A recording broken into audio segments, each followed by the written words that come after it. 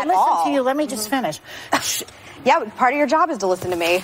Welcome to Watch Mojo. And today, we're counting down our picks for The View's most scandalous moments since its 1997 premiere. This shouldn't even be a problem to begin with.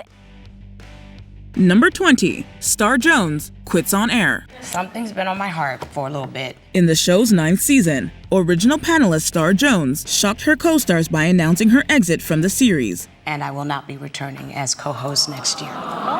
Behind the scenes, she had been told her contract would not be renewed for the next season. Rather than go along with the network's timeline, Jones broke the news during a live taping 2 days before the official announcement was to be made. Her co-hosts, particularly Joy Behar, looked totally shocked and confused by the whole thing. Executive producer and co-host Barbara Walters was especially unhappy. Though Jones was supposed to stay with the show for another month, during the next episode, Walters told the audience she felt betrayed by the premature announcement, and the controversial episode would be Jones' last. And therefore, regrettably, Star will no longer be on this program. Number 19, Meghan's choice word.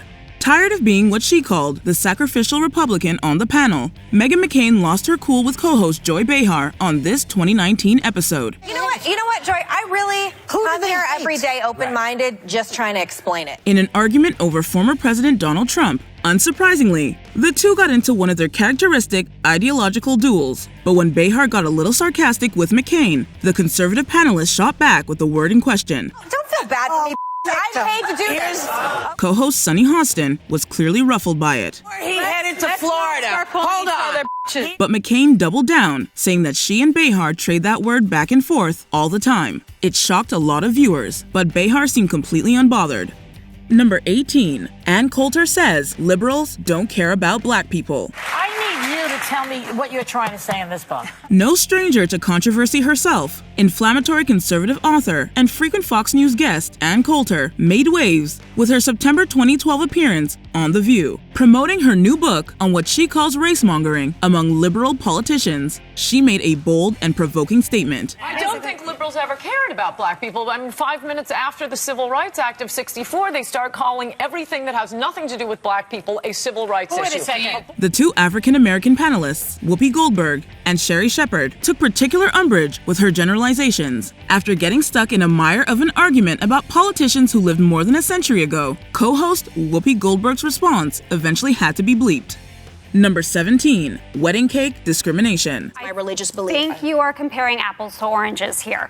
While discussing the right of a business to refuse service based on religious affiliation, two former sitcom stars got into a heated argument about a wedding cake and all that it symbolizes. I refuse to associate myself with you right now. Co-hosts Raven-Symoné and Candace Cameron Bure's discussion about a bakery that was fined for refusing to provide a cake for a same-sex wedding made headlines due to how polarizing it was. Even once co-host Nicole Wallace stepped in to reframe the argument. This is a very emotional, I saw what just erupted between the two of you. People that, I don't want to impose anything on you, but... Without speaking, they still managed to steal the show in a hilarious cutaway. Number 16, Kate Gosselin breaks her custody agreement. Kate, I know you wanted to address In Touch cover story that just hit newsstands.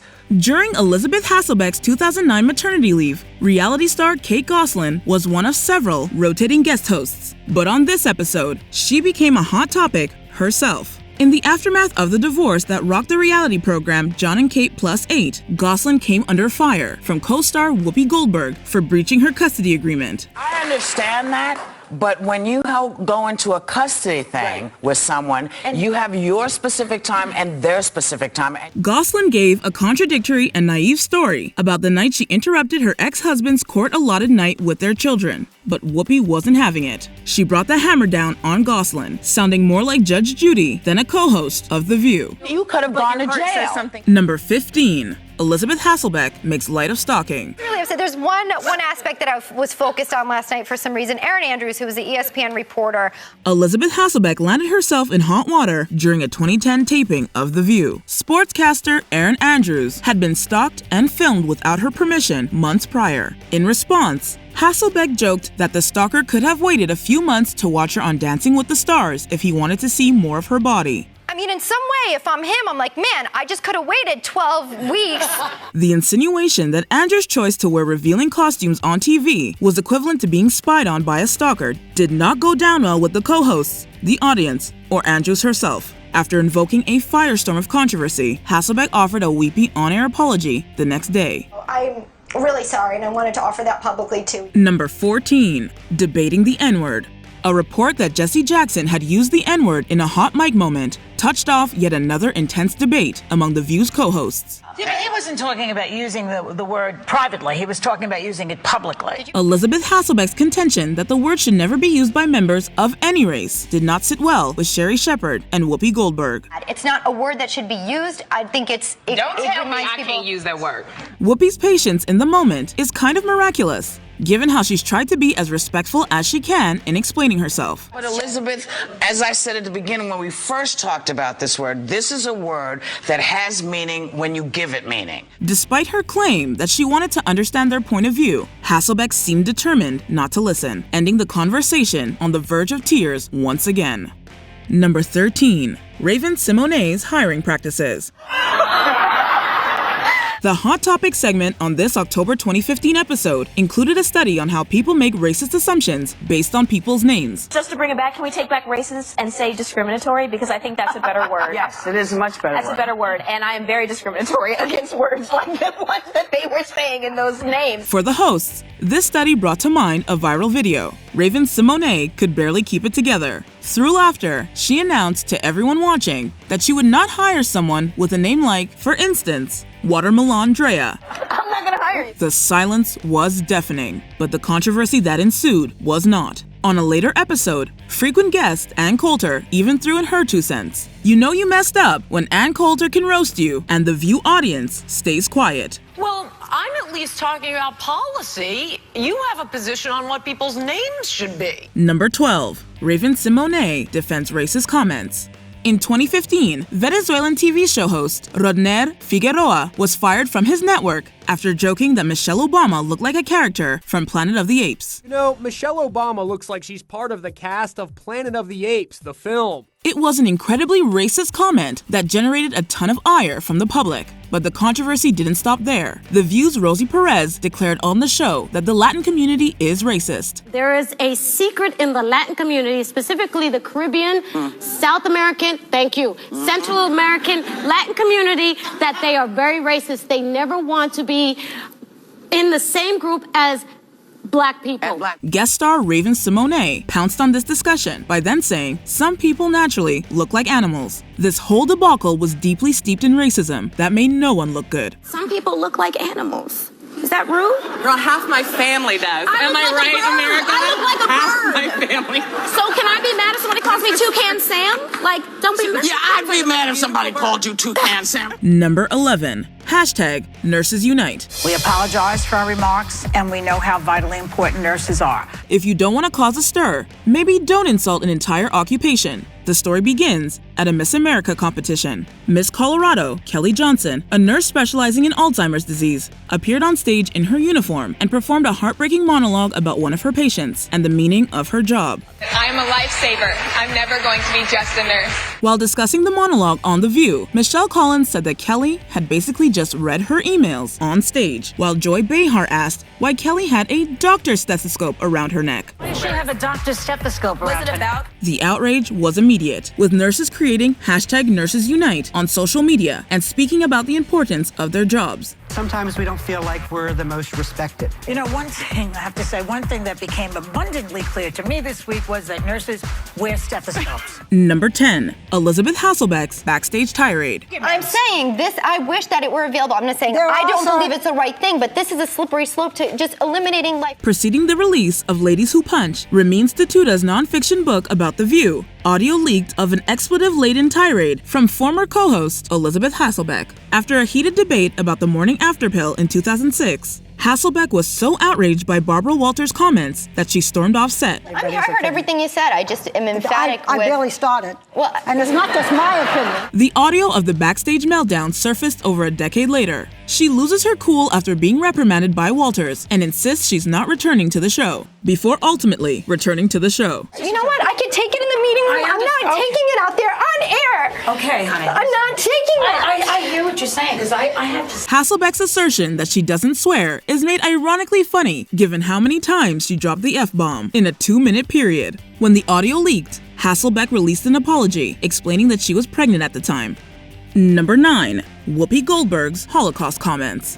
In a 2022 episode, the panelists were talking about the banning of books in schools, particularly books that deal with racism, the Holocaust, and supposed adult themes. Kids are exposed to this stuff really early in inappropriate situations, not ones where you're learning or teaching. Mid-discussion, Whoopi Goldberg stated that the Holocaust was not about race. It's not about race. What is it about? Because it's about man's inhumanity to man. Aside from the inaccuracy of the comment, it seemed to have come out of nowhere. Though Goldberg tried to clarify her statements, she issued a live apology the next day. I regret my comments, as I said, and I stand corrected. The moment made national headlines, and Goldberg received a tide of criticism from all corners. She was personally suspended by ABC News president Kim Godwin and was relieved of her hosting duties for 2 weeks.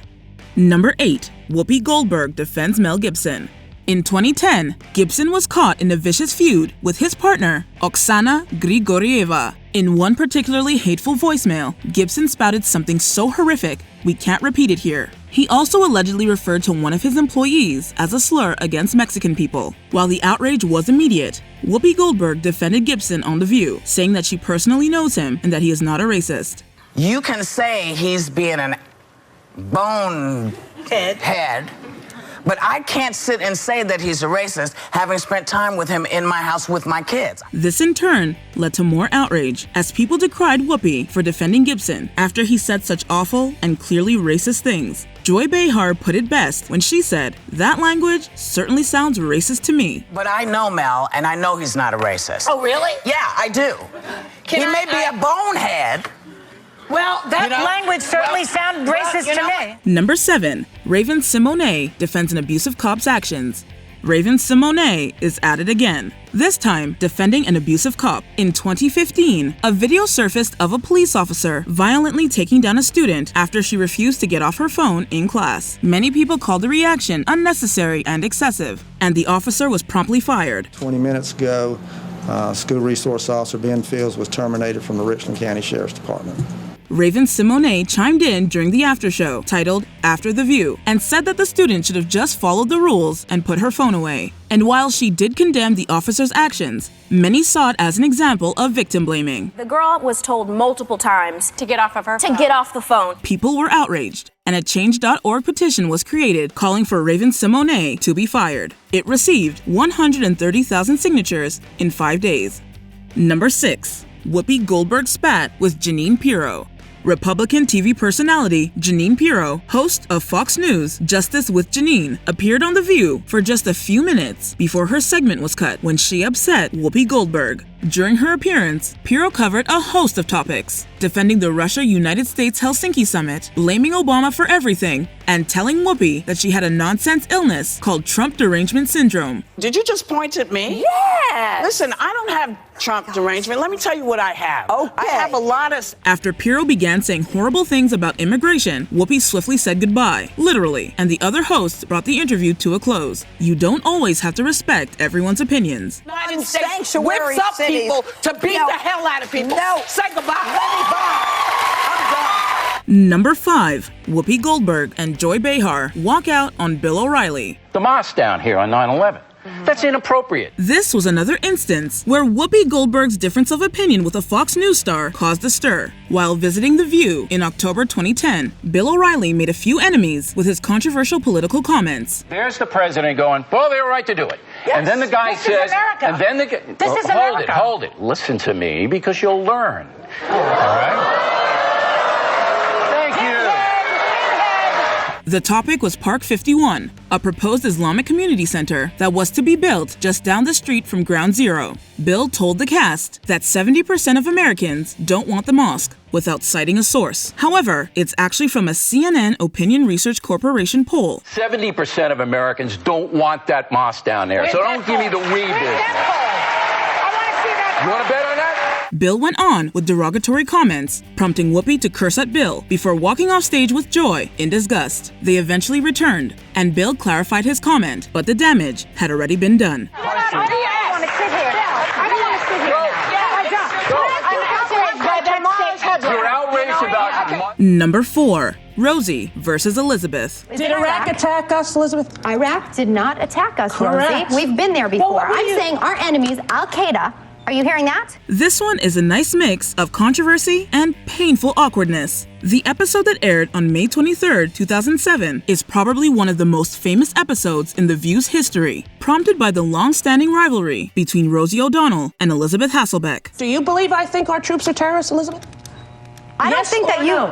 Do you believe that, yes or no? Excuse me. Let me speak. The topic was the Iraq War, and liberal Rosie and conservative Elisabeth were quickly at each other's throats. It swiftly erupted into a massive fight that resulted in Joy and Sherry pretending to walk off stage and asking for a commercial break to diffuse the tension. Executive producer Bill Getty later admitted it was a horrible day to be in the View studio. We can only imagine. I'll tell you what's cowardly.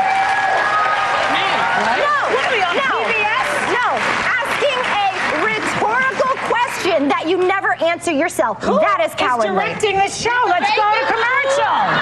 Let's go to commercial. I need a drink of water. Let's go to commercial. Number 3. Barbara Walters defends Woody Allen. While Woody Allen's art has been acclaimed, his personal life has long been the subject of scrutiny. Director Woody Allen caught in a relationship with the 21-year-old adopted daughter of his longtime partner, Mia Farrow. His relationship with Soon-Yi Previn is well documented, and in 2014, his adopted daughter, Dylan Farrow, wrote an open letter accusing her father of sexually assaulting her when she was 7 years old. He's lying, and he's been lying for so long. And it is difficult for me to see him and to hear his voice. I'm sorry. Barbara Walters came to Allen's defense on The View, calling him a loving and caring parent. Despite the sexual assault allegations, Walters and co-host Sherry Shepherd proceed to argue about Allen and his past, and the media quickly made scathing headlines of Barbara's defense. I have rarely seen a father as sensitive and as loving and as caring as Woody is and Soon-Yi to these two girls. I don't know about Dylan. I can only tell you what I have seen now, that it's a good marriage and that he is a loving, caring father. Number 2. Kelly Osborne's cleaning toilets comment. In August 2015, cast members on The View were discussing Donald Trump's racism and his controversial views on immigration. There are a lot of Latinos here in this country that do agree that the immigration problem is a problem and it does need to be addressed and it does need to be fixed. Interesting. But making those comments, those racist comments, do not help. Trying to attack Trump and his political beliefs, Kelly Osborne said, "If you kick every Latino out of this country, then who is going to be cleaning your toilet, Donald Trump?" It was a ridiculously offensive thing to say, and was quickly met with shocked gasps and rebuttals by her co-hosts. There's more jobs to be in LA. They always But they don't. Latinos are not only the only people I didn't mean it doing like that. Come on. No, I would never mean it like that. While Kelly said that she didn't mean it like that, people were deeply offended, and Kelly was forced to issue an apology, singling out her poor choice of words. Yeah, you can say that again. I'm okay with people calling me whatever they want to call me. However, I'm not okay that I hurt people's feelings. And it was my poor choice of words, and it doesn't reflect my opinion at all, and I do not want to be brought into this political nightmare. Before we continue, be sure to subscribe to our channel and ring the bell to get notified about our latest videos. You have the option to be notified for occasional videos or all of them. If you're on your phone, make sure you go into your settings and switch on notifications. Number 1. Whoopi Goldberg defends Bill Cosby. Here we have another instance of a host defending a controversial celebrity. He has not been arrested, and the bottom line is that's the law. Innocent until proven guilty. In the mid-2010s, Cosby's reputation was permanently tarnished after he became the subject of numerous sexual assault allegations. Whoopi Goldberg was quick to defend Cosby on numerous occasions, vehemently declaring that he was innocent until proven guilty. And the American courts agree with me because still, He has not been taken to jail or tried or on anything. So back off me. She then became the subject of numerous personal threats and late-night TV ridicule. To her credit, she later switched her stance and said that the evidence pointed towards his guilt. If this is to be tried in the court of public opinion, I gotta say, all of the information that's out there kind of points to guilt. Which of these moments made you want to dramatically walk off stage? Let us know in the comments.